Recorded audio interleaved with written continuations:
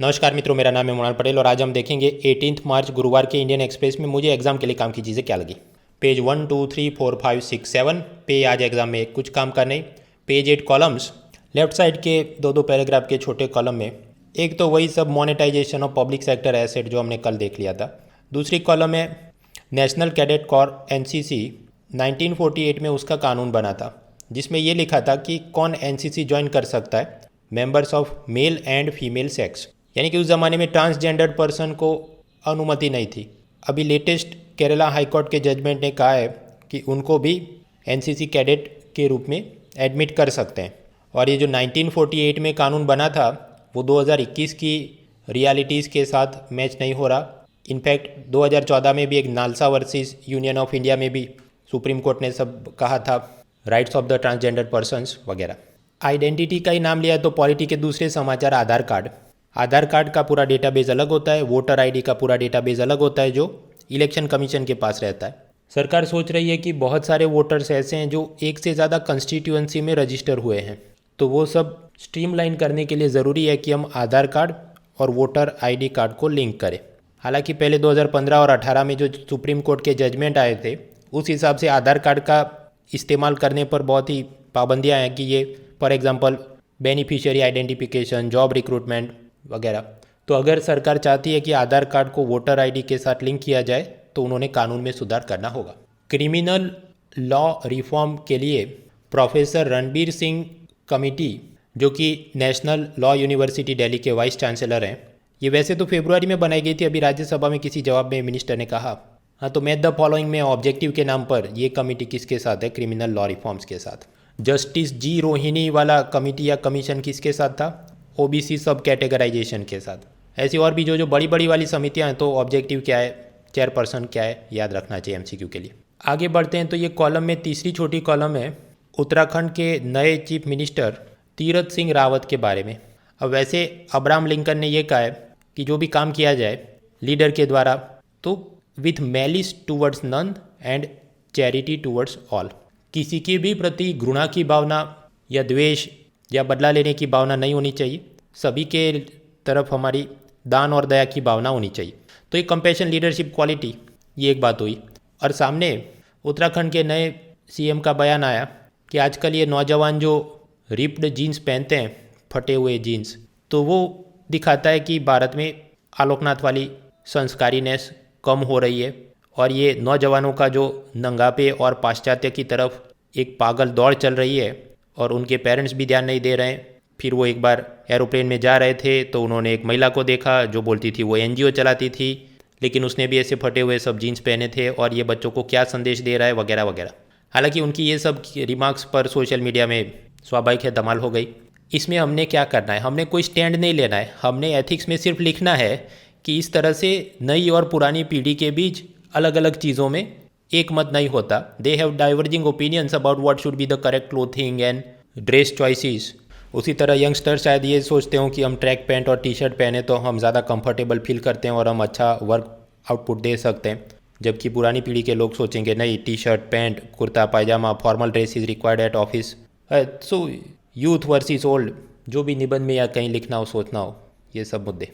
Ethics में तीसरा तो कॉलम है farmer IPS officer Julio Ribeiro encounter specialist के बारे में। वैसे तो आपने बहुत सारी फिल्में भी देखी होंगी इस पर।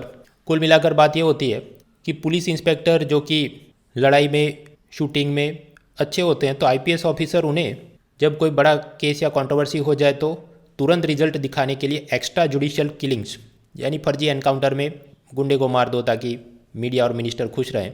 लेकिन धीरे धीरे ऐसे पुलिस इंस्पेक्टर वो समझ जाते हैं कि अच्छा हम ऐसा फेक एनकाउंटर करते हैं, पुलिस डिपार्टमेंट को ऐसे गंदे कामों के लिए हमारी ज़रूरत रहती है, they can not survive without अस, और हमें तो ये आईपीएस ऑफिसर का सब प्रॉक्सिमिटी है, उनका हाथ हमारे सर पर है। सो देन इन रियलिटी जब भी ऐसे एनकाउंटर स्पेशलिस्ट को ज़्यादा छूट दी गई, उन वर्षों में मुंबई में पाया गया कि एक्सटॉर्शन के केस बढ़े थे, फिरौती मांगना, क्योंकि जो भी 2-3 क्रिमिनल गैंग होगी ये एक्सटॉर्शन का काम करती होगी, तो ये स्पेशलिस्ट किसी एक की मदद करेगा, दूसरों को मारता रहेगा, and ultimately film industry, builder industry, उनको फिरौती ज़्यादा देनी होती थी। अभी एक नया केस सामने आया है कि असिस्टेंट पुलिस इंस्पेक्टर सचिन वाजे, जिन्होंने लेट 90s में 63 एनकाउंटर्स किए थे और फिर एक कस्टोडियल डेथ के केस में सस्पेंड भी हुए थे, फिर पॉलिटिक्स भी ज्वाइन किया, फिर वापस 2020 में उनको नौकरी पे ले लिया। ये कारण दिखा के कि अभी कोरोना में पुलिस की ज़रूरत ज़्यादा है तो सस्पेंडेड लोगों को भी वापस रखा जाए 13 साल के बाद। आरोप उन पर यह लगा कि ये मुकेश अंबानी के घर के बाहर जो स्कॉर्पियो स्पोर्ट्स यूटिलिटी व्हीकल रखा गया था जिसमें जिलेटिन बॉम्ब स्टिक्स थे और एक फिरौती का लेटर, एक्सटॉर्शन लेटर भी था जिसमें लिखा था कि इतने बिटकॉइंस ये वाले अकाउंट में ट्रांसफ़र करें। और आरोप ये लग रहे हैं कि ये सब काम ये पुलिस ऑफिसर का था और फिर जिस कार डीलर ने ये एसयूवी सप्लाई किया था उसकी भी हत्या में इसका हाथ है। सीसीटीवी फुटेज भी उसने बिगाड़ने की कोशिश की और इसी को वही केस का इन्वेस्टिगेशन भी सौंपा गया था और फिर ये एनआईए ने उसको अरेस्ट भी किया है। और ये जितना भी कांड हो गया तो मुंबई पुलिस कमिश्नर को राज्य सरकार ने ट्रांसफ़र करके होमगार्ड में भेज दिया है। मतलब जो एक प्रकार से पनिशमेंट पोस्टिंग मानी जाती है कि मुंबई कमिश्नर किधर और होमगार्ड का चीफ किधर। तो ये सब अपने लिए काम का है क्या? हाँ, जब भी पूछा जाता है खास करके इंटरव्यू में what are your thoughts about encounters and extra judicial killings, तो ज़्यादातर लोग तो एक ही साइड पे देखते हैं, नहीं वो राइट टू लाइफ और फ्री ट्रायल और वो सब चीज़ें।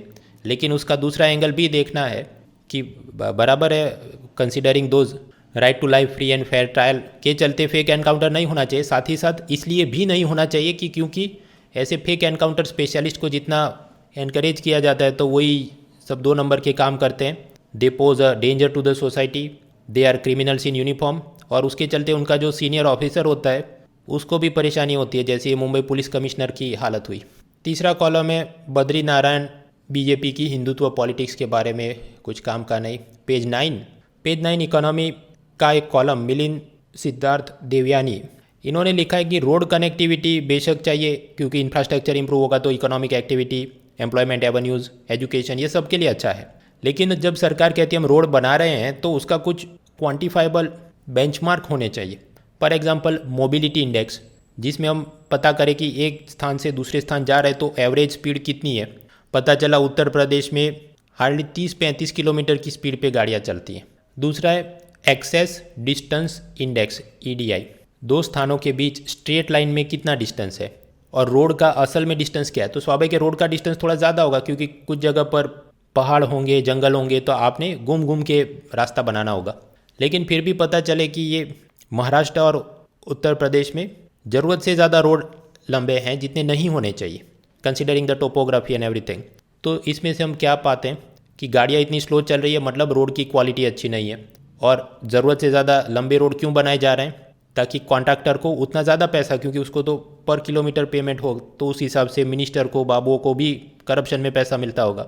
अभी लेटेस्ट बजट में बोला है कि रोड स्कीम्स के लिए 30% ज़्यादा पैसा देंगे और ये सब इंफ्रास्ट्रक्चर डेवलपमेंट से हमारा कोरोना के बाद इकोनॉमी रिवाइव होगी।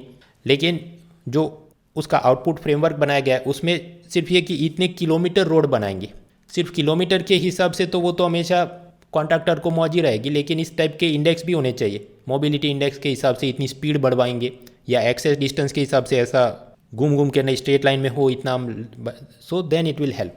और ऐसा करना कोई बहुत चैलेंजिंग टास्क भी नहीं है क्योंकि हम ये सारी चीज़ें आज GPS, satellite mapping, Google maps में आराम से ये सब डेटा निकाल सकते हैं। So scheme design and implementation issues में ये भी एक सोचने लिखने का मुद्दा मेंस पेपर 2 में, और साथ ही साथ पेपर 3 इंफ्रास्ट्रक्चर में भी। अभी economic scheme policy design implementation में एक और चीज़ चर्चा में आई। आप जानते हैं कोरोना लॉकडाउन के शुरुआती महीनों में वेंटिलेटर की बहुत ज़्यादा किल्लत थी, तो भारत के सभी hospital, medical aid supply manufacturers उन्होंने दे दनादन इसका प्रोडक्शन की वेंटिलेटर बनाओ, बहुत सारे लोग मरने वाले हैं तो अपना मुनाफा हो जाए। और सामने सरकार को लगा कि अगर हम वेंटिलेटर का एक्सपोर्ट अलाउ करेंगे तो भारत में ही वेंटिलेटर कम हो जाएंगे, तो उन्होंने भी दिसंबर 2020 तक वेंटिलेटर के एक्सपोर्ट पर बैन रखा, ये सोच के कि लोकल हॉस्पिटल को बहुत ज़रूरत होगी। लेकिन पता चला 2020 के मिडल पीरियड में से ही, मतलब ये जून जुलाई अगस्त के आसपास ही वेंटिलेटर की डिमांड तो काफ़ी कम हो गई क्योंकि धीरे धीरे डॉक्टर्स को कैसे ट्रीटमेंट करना है सही से पता चल गया और सोशल डिस्टेंसिंग वगैरह के चलते कोरोना केस भी कंट्रोल में आने लगे। तो अभी हार्डली 2% कोरोना पॉजिटिव पेशेंट्स को वेंटिलेटर पे रखने की आवश्यकता होती है। सो डिमांड है सडनली फॉलन और इन लोगों ने बहुत ज़्यादा सप्लाई क्रिएट कर दिया। अब सरकार ने वेंटिलेटर एक्सपोर्ट पर बैन हटा दिया है, ये सोच के कि ठीक है ये श्रीलंका, नेपाल या अमेरिका में एक्सपोर्ट करके इनका नुकसान है भरपाई हो जाए, लेकिन पता चले वहाँ पर भी ये कोरोना के सब सोशल डिस्टेंसिंग वैक्सीनेशन वगैरह के चलते डिमांड कमी है वेंटिलेटर की। अब ऐसी चीज़ में इन सब वेंटिलेटर मैन्युफैक्चरर का बहुत ज़्यादा नुकसान होने वाला है। हालांकि उनकी भी वो ज़्यादा कॉरपोरेट ग्रीड के चक्कर में उन्होंने इतना क्यों प्रोडक्शन किया, वो एक तरीका हो सकता है देखने का। या दूसरा तरीका ये हो सकता है कि अगर गवर्नमेंट ने कुछ बिग डेटा एनालिटिक्स इस्तेमाल किया होता कि हर हॉस्पिटल में कितने वेंटिलेटर की ज़रूरत होती है, क्या डिमांड में बढ़ोतरी हुई या कमी हुई, तो ये सारी चीज़ को वो मिडल ऑफ द 2020 में ही रोक सकते थे। इन सब को एडवाइजरी जारी कर सकते थे मैन्युफैक्चरर को कि आप इतना कम प्रोडक्शन कीजिए या इतना एक्सपोर्ट यहाँ कराते। So as a result such bad experiences के चलते भारत का प्राइवेट सेक्टर रिसर्च डेवलपमेंट में इन्वेस्ट करने में डरता है, हिचकिचाता है कि कुछ नया इनोवेट भी कर देंगे लेकिन हमारा नुकसान हो जाएगा। इकोनॉमी में तीसरा मुद्दा फिजिकल कंस्ट्रेंट्स, इलेक्टोरल पॉपुलिज्म, चुनावी लोक लुभावन के चक्कर में। हालांकि राज्य सरकारों के पास कोरोना के चलते टैक्स में तो पैसे की कमाई कमी है, लेकिन फिर भी रेफ्रिजरेटर देंगे, वॉशिंग मशीन देंगे, ऐसे सब चुनाव घोषणा पत्र बनते रहते हैं। Latest in the line is Trinamool Congress ने वेस्ट बंगाल इलेक्शन में बोला है कि हमारी सरकार बनेगी तो पहला बेसिक इनकम बुनियादी आय के नाम पर जनरल कैटेगरी की फैमिली को 6,000 रुपये प्रति वर्ष और SC/ST कम्युनिटी को 12,000 रुपये प्रति वर्ष दिए जाएंगे। ऐसा कुछ साल पहले इकोनॉमिक सर्वे ने भी बोला था कि यूनिवर्सल बेसिक इनकम के रूप में पैसा दिया जाए ताकि गरीबी कम हो सके। चलिए ये तो अच्छी बात है, लेकिन पैसा किधर है? The tax revenue collection has greatly declined because of corona. और दूसरा मुद्दा उन्होंने बताया कि स्टूडेंट्स को 10 लाख रुपए की कैपेसिटी वाले क्रेडिट कार्ड दिए जाएंगे, उसमें से वो पैसा निकाल सकते हैं एट 4% इंटरेस्ट। तो दूसरा मुद्दा।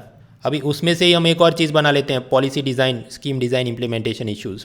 अब सोचिए अगर ऐसी कोई स्कीम बनानी हो आपने कि 10 लाख रुपए का क्रेडिट कार्ड दिया जाए स्टूडेंट्स को और उससे उनको जो भी कॉलेज की फ़ीस भरनी है, कुछ कंप्यूटर लैपटॉप खरीदना है, किताबें खरीदनी है, तो पेरेंट्स पे बोझ कम रहे, ऐसा ये तृणमूल कांग्रेस का मैनिफेस्टो बोलता है। तो सोचने का विषय पहला कि 10 लाख रुपए का क्रेडिट कार्ड स्टूडेंट को क्यों देना है?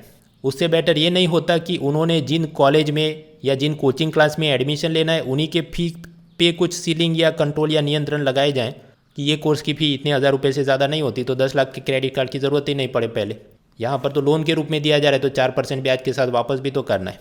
So first thought, wouldn't this be a better policy solution? पहली बात। दूसरा, स्टूडेंट्स तब जानते अभी उनमें इमोशनल मैच्योरिटी आनी बाकी है, डेमोन्स्ट्रेशन इफेक्ट उन पर ज़्यादा होती है, मतलब दिखावा करने के लिए एक दूसरे के साथ कंपटीशन के चक्कर में। तो क्रेडिट कार्ड हाथ में आ गया, ऑनलाइन शॉपिंग कर सकते हैं, तो आईफोन, लीवाई जीन्स, धूम स्टाइल की bike, weekly McDonald, Subway, coffee day में चलते हैं, ये सब करेंगे तो सोचो कितना उस पर बोझ बढ़ जाएगा। और पेरेंट्स से दूर, शायद वो हॉस्टल में रहते हो, तो इस टाइप का financial freedom is actually not good for them. Again उसमें भी काउंटर जा सकते हैं कि वो तो फटी हुई जीन्स पहनेंगे और ये तो आप पुरानी मानसिकता के आदमी हैं इसलिए ऐसा बोल रहे हैं। So that takes us to the different. खैर, तीसरा, आप जानते हैं आजकल ये बहुत सारे यूट्यूब इन्फ्लुएंसर आपको इधर उधर के फालतू ऐप इंस्टॉल करने को बोलते हैं कि इसकी मदद से शेयर में इन्वेस्ट करो और क्रिप्टो करेंसी और बिटकॉइन में इन्वेस्ट करो और 25 दिन में पैसा डबल। तो कई सारे स्टूडेंट उनको लगे कि हाँ ऐसा करके अचानक से हम करोड़पति बन जाएं, लेकिन वो सब भी share, gold, crypto currency, even this online poker, gambling, ये क्रिकेट के नाम पर जो नए नए ऐप बन रहे हैं, स्पोर्ट गैम्बलिंग हो रहा है, तो वो कुछ और ही जगह पैसा जा सकता है, वो भी डर है।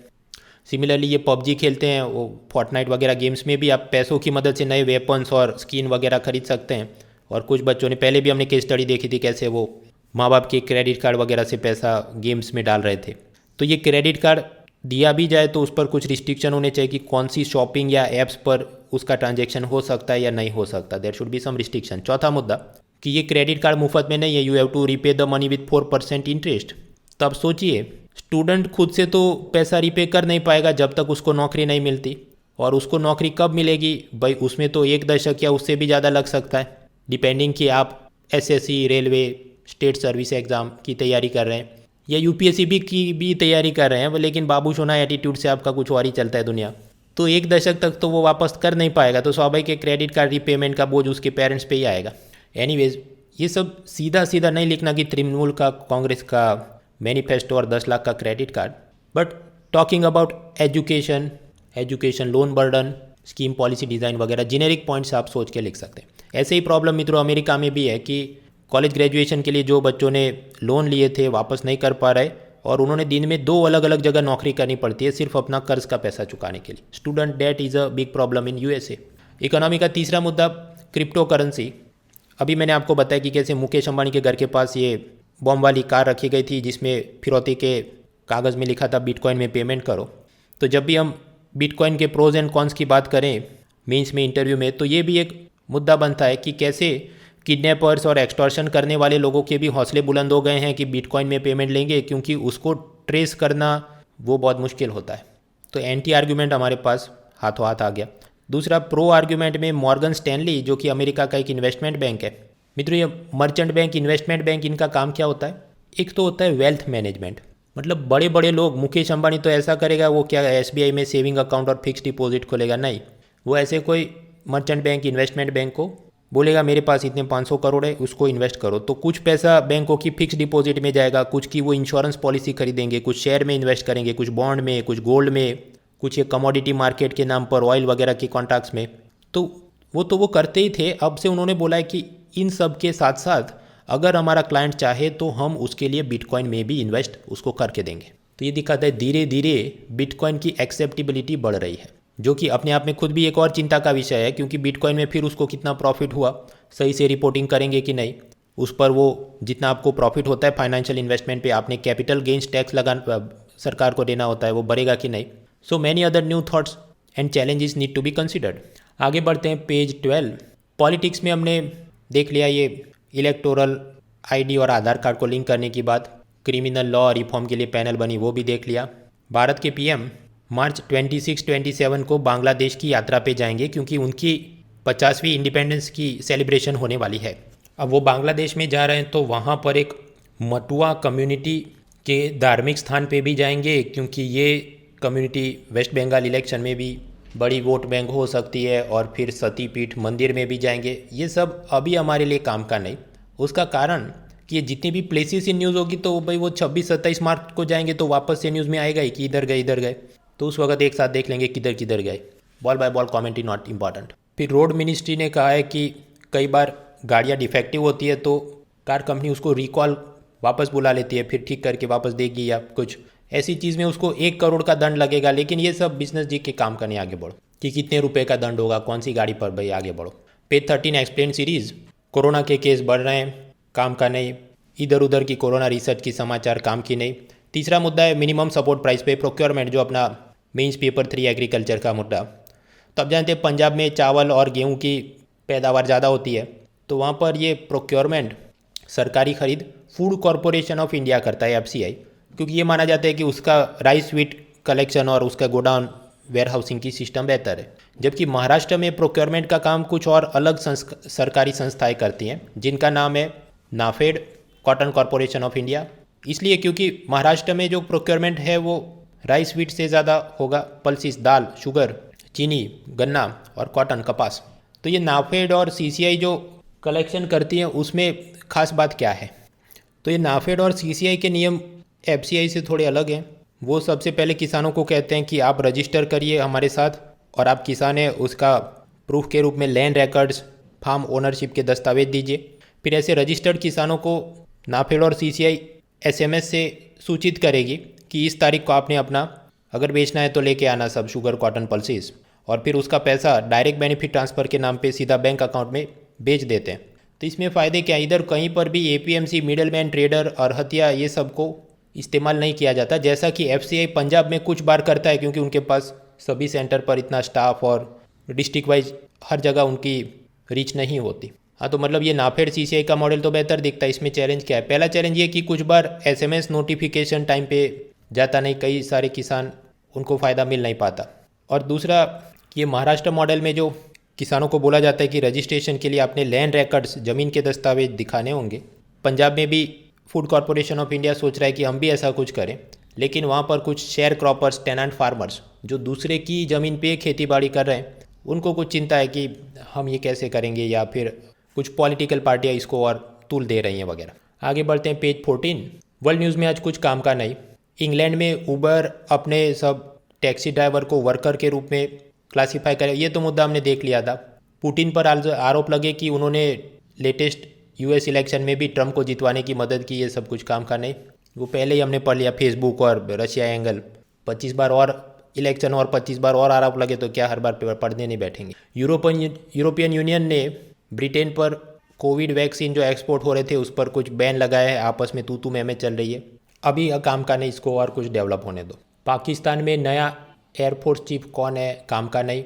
जापान की कोर्ट ने कहा है कि सेम सेक्स मैरिज, समलैंगिक शादियों को भी रिकॉग्नाइज किया जाए। अभी हमने यूरोपियन यूनियन में पढ़ लिया था वो LGBT फ्रीडम जोन, वो हो गया क्योंकि वो बड़ी चीज़ है। हर एक देश में ऐसा कुछ ना कुछ चलते रहता है, सेम सेक्स मैरिजेस और एबॉर्शन को लीगलाइज किया कि नहीं, ऐसे साउथ अमेरिकन कॉन्टिनेंट के अलग अलग देशों में चलते रहते हो। हर बार पढ़ने मत बैठो, आगे बढ़ो, इतना काम का नहीं। पेज 15 इकोनॉमी में कुछ काम का नहीं, टैक्स कलेक्शन की बॉल बाय बॉल कॉमेंट्री और बहुत सारा बिजनेस जी के है। पेज 16 स्पोर्ट्स में भी कुछ काम का नहीं। अविनाश साबले जो महाराष्ट्र से बिलोंग करते हैं, उन्होंने स्टेपल चेस दौड़ प्रतियोगिता में नया रिकॉर्ड बनाया। लेकिन मित्रों एक हद से ज़्यादा ये हर स्पोर्ट्स में हम करने बैठे तो even for non IAS exam वो कॉस्ट बेनिफिट कम होने लगता है। एक हद से ज़्यादा मजूरी करनी है तो फिर आप दूसरे routine area, history, polity, geography, उनमें लगाएं, it will give you more benefit. तो ये था गुरुवार का न्यूज़पेपर।